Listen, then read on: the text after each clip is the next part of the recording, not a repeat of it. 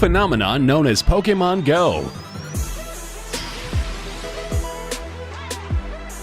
In Pokemon's popular lore, the fuzzy dog-like creature known as Eevee has long been a popular favorite. Eevee's bubbly personality and adorable looks are only amplified when audiences discovered that Eevee had the ability to evolve into multiple different Pokemon, instead of just one kind like the majority of other Pokemon. In the first generation series of the game, Eevee can evolve into the water-type Vaporeon, the electric-type Jolteon, or the fire-type Flareon, all dependent on what a trainer uses to evolve their Eevee. Likewise, Eevees are one of Pokémon Go's most common Pokémon, and players have recently discovered that you can change Eevee's evolution merely by giving your captured Eevee a different name. By renaming your Eevee Pyro, you can evolve your Eevee into Flareon, rename it Sparky to get a Jolteon upon evolution, and rename it Rainier to get the elusive Vaporeon. This means you'll have to catch and release lots of Eevees in order to get the Eevee candies that help evolution. But for dedicated trainers, this is only a fun challenge.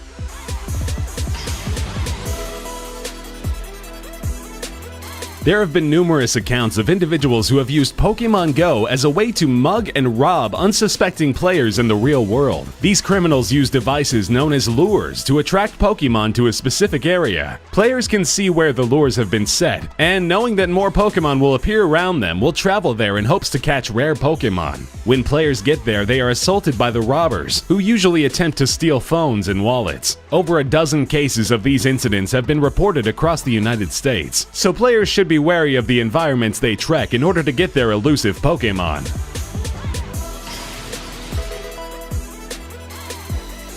But probably the strangest phenomenon regarding Pokémon Go has been that of players accidentally wandering into various places all over the world and finding dead bodies. On multiple occasions have teenagers and adults around the world, from the United States to Singapore, found the corpses of men and women that were previously discarded by their killers. While there's no way to predict if you too will stumble upon a dead body, if you do, shut the game off. Do not touch anything. Leave the area to a safe location and call the police. On a lighter note, it is interesting to know that a bunch of murderers and serial killers are likely terrified that the bodies they've hidden will be discovered by kids trying to catch Pokémon in the woods.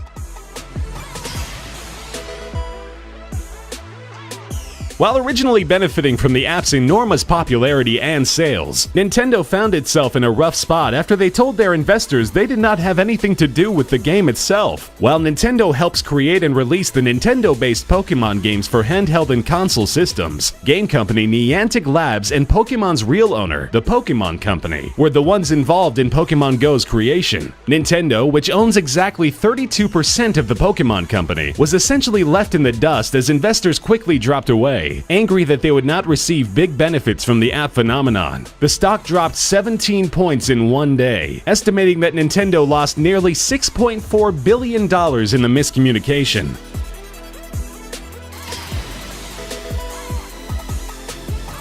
Unknown to many, while Pokémon Go has you capture a starter Pokémon of Charmander, Squirtle, or Bulbasaur just like in the original games, it is actually possible to catch Pikachu as your starter Pokémon. In order to do this, when the game starts, you must walk away from the 3 original Pokémon when they appear around you. As you get farther and farther away, they will continue to respawn around you. Run from them a total of 4 times, and after the 4th escape, a Pikachu will randomly respawn around the other Pokémon as well, allowing you to catch it.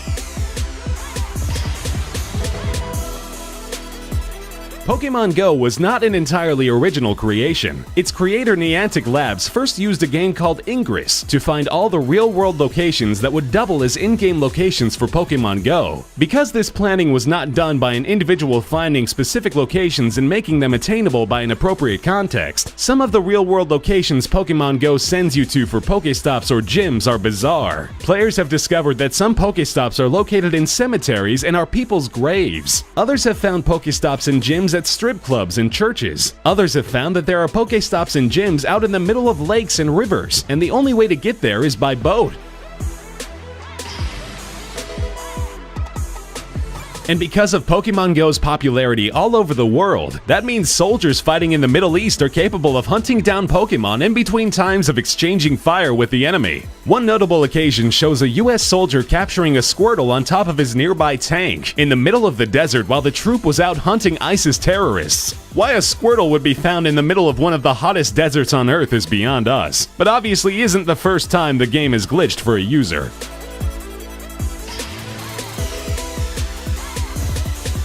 A man named Nick Johnson became the first person to effectively beat Pokémon Go in early August of 2016. He captured all 145 Pokémon that were available to players in the United States, giving him the title of the first Pokémon Master. Because some Pokémon can only be found in certain states, Johnson had to travel all around the country in order to catch them all. And even still, Niantic has stated that not all the Pokémon that can be caught have been released yet. They still say that there are multiple legendary Pokémon that will be released to the public in various forms in the coming months, meaning it's still possible to go out and catch them all before Nick Johnson is able to.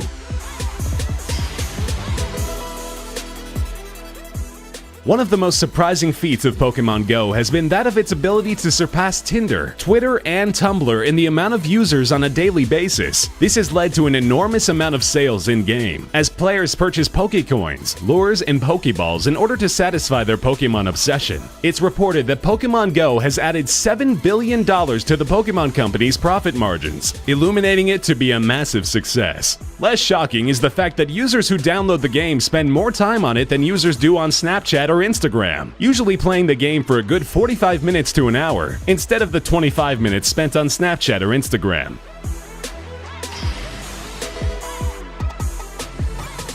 Since becoming a popular game, Pokémon Go has encouraged some pretty wild Google search questions, but among the more common ones, users ask where they can find a specific Pokémon within their state. A map was created showing the Pokémon most searched for in each state, and included individuals like Squirtle in California, Mewtwo in Florida,